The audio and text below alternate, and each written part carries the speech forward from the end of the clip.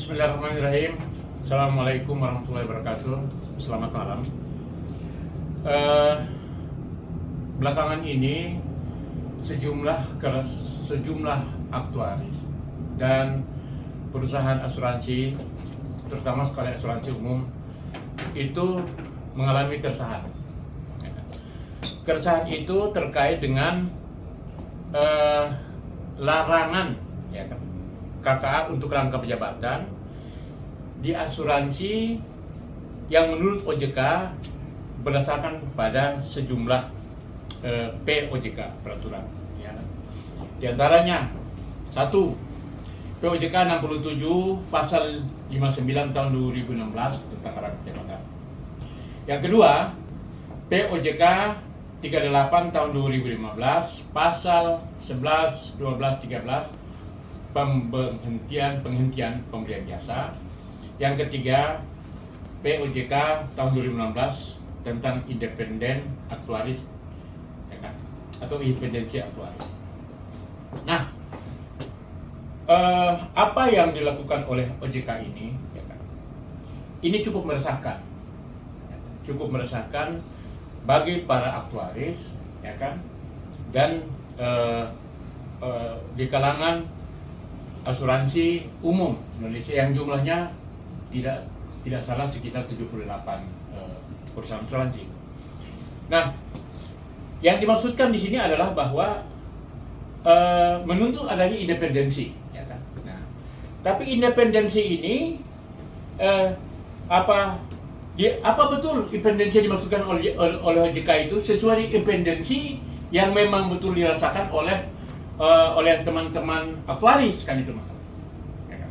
Nah, kalau tidak demikian, atau misalnya langkah-langkah diambil oleh OJK ini, ya, yang dirasakan merugikan, ya kan, asuransi dan aktuaris, ini bisa dikatakan, ya, sebagai pengamat, dikatakan bahwa ada unsur-unsur atau kepentingan-kepentingan lain di balik itu. Kenapa? Misalnya, batasan deadline itu tanggal 30 Juni. Ya kan? Nah, kalau tanggal 30 Juni ini tidak terpenuhi sesuai dengan batasan itu, maka bisa saja atau perusahaan asuransi itu akan dibubarkan. Nah, itu satu. Nah, kalau memang asuransi itu akan dibubarkan, ini kan pasti akan merasakan jumlah nasabah yang sekian banyak. Ya kan? Nah ini kan sebetulnya kalau misalnya seperti ini ada pemaksaan, terlihat ada desain pemaksaan agar supaya deadline perusahaan asuransi sebanyak 7/8 itu untuk mencapai rangkap jabatan, ya kan, aktuaris perusahaan KKA itu, ya kan, sesuai dengan PMK sahkan. Nah, jadi akibat keresahan ini akan menciptakan suatu gejolak, ya kan? Nah, gejolak. Jadi dengan demikian bahwa profesionalisme OJK, Otoritas Jasa Keuangan, yang selama ini mengawasi, ya kan, kerja daripada asuransi selama ini juga menjadi pertanyaan besar, ya kan, di kalangan para aktuaris dan para pengelola atau pemilik asuransi sendiri, gitu. Nah, jadi dengan demikian, sebagai pengamat saya mempertanyakan, ada kepentingan apa, ya kan, di balik ini, kan, seperti tadi itu, seolah-olah penggunaan pasal-pasal ini untuk menekan asuransi dan pada aktuaris tadi itu, sebagai, kan sudah saya bacakan tadi itu, kan, ya, larangan KKA tentang 3 hal tadi itu. POJK nomor 67, POJK nomor 38, dan POJK nomor 27. Ini seolah-olah ini menjadi senjata. Menjadi demikian, patut kita mencurigai atau menduga ada misi lain OJK dalam persoalan menekan ini. Ya kan, bisa juga dibalik ini nanti OJK nego ini. Bisa jadi OJK nego dengan perusahaan-perusahaan itu. Karena apa? Jika deadline tanggal 30 Juni itu tidak terpenuhi, kan bisa saja, kan? Ini kecurigaan. Boleh beralasan, kecuali itu beralasan. Atau bisa jadi misalnya ini kan selama ini kan ada serbuan tuh, serbuan tenaga-tenaga asing, makanya dokter-dokter pada demo di kemarin di DPR. Bisa jadi dengan ini membuka peluang masuknya tenaga-tenaga aktuaris asing atau perusahaan asing, ya kan? Ya India, Cina dan lain sebagainya, Eropa dan lain sebagainya dalam kondisi pasar bebas. Untuk apa? Untuk datang ke sini agar, karena ini pasar book asuransi di Indonesia ini. Ya kan ada 78 asuransi. Kemudian ada asuransi jiwa 60%. Nah, jadi sekali lagi saya himbau kepada teman-teman OJK, ketika Anda spin off dari Bank Indonesia, berdiri sendiri, mau yang profesional bekerjanya gitu loh. Jangan membawa misi-misi tertentu. Kan kita semua ini kan berpendidikan, sekolah, ya kan, sehingga tahu itu, ya kan. Kalau misalnya tindakan itu ternyata ada pemaksaan terhadap pelaksanaan ini, berarti kita patut mencurigai itu. Ada kepentingan, ada misi tertentu yang dibawa. Gitu loh. Karena ini kan jelas-jelas meresahkan, ya kan. Nah, contohnya apa? Contohnya, OJK itu kan menargetkan ada sampai 2028 itu ada 1000, ya kan? Ada 1000 apa namanya tuh? Ada 1000 ya aktuaris. Tetapi sampai hari ini sudah 2023, ya kan? Itu baru ada 350 aktuaris, ya kan? Itu artinya apa? OJK sendiri gagal. OJK sendiri gagal sesuai dengan fungsi dia untuk bisa apa namanya mengadakan, ya kan? Mengadakan 1000 aktuaris, ya kan? Sesuai dengan jumlah perusahaan asuransi yang ada di Indonesia ini. Gitu loh.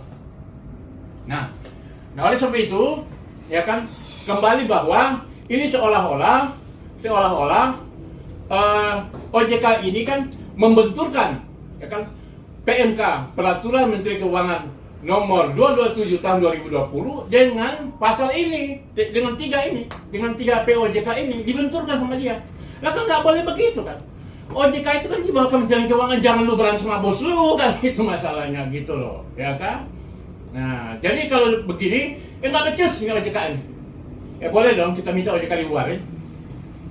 Pantas lah, lo kerja nggak benar, gajinya nggak jelas. Ya kan? Nah itu, nah jadi sekali lagi, ini dunia ini semua terbuka dan transparan, ya kan.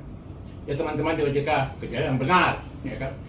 Ya kan, itu loh. Ya, jangan sampai ada kesan ente jadi setoran loh. Jadi setoran itu dengan apa memeras itu di lain tanggal 30 Juni, ya kan? Iya. Setoran kepada KKA, setoran kepada perusahaan-perusahaan asuransi, kan gitu deh masalahnya kan. Itu bisa saja ngapa sih? Karena apa? Pasal yang Anda pakai pasal karet. Nggak jelas paling itu, kan itu masalah kan. Jadi sekali lagi mau sadar lah, kan gitu deh kan. Anda sudah kaya lah itu deh. Jangan jadi kapal keruk lah. Dugaan saya begitu, ya kan. Boleh dong. Dan ini saya mengingatkan kepada teman-teman di OJK, bekerja, bertindak profesional sesuai dengan aturan. Jangan aturan dipakai dia lenceng, itu nyimpang sana nyimpang sini. Untuk apa? Untuk kantong, ya itu nggak pas lah gitu loh.